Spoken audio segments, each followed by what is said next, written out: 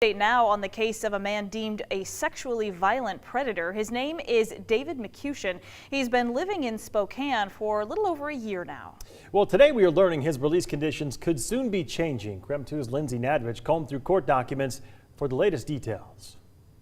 We've been following the case of David McCuistion from the very beginning. His release from McNeil Island to Spokane in October 2016 was met with opposition from Sheriff Ozzie Knezovich. Here's what the sheriff said back then. We are very concerned about this individual. We're very concerned about the trend that this could set for our community. Initially, McCuistion lived at the New Washington Apartments in downtown Spokane. But in the last few months, he moved to a new apartment building about 6 minutes away. Since living in Spokane, court documents show McCuistion has abided by his release conditions with only very minor violations. Documents show McCuistion also continues to follow his treatment plan and attend AA meetings. In August, he successfully passed the certification process to become a welder and is now looking for a job and wants to support himself. He's required to be evaluated yearly, and documents say 2 experts who evaluated him believe he no longer meets the definition of a sexually violent predator. This means McCuistion has the right to petition the court for unconditional release and have a full evidentiary hearing. Documents say the state now has until February 16th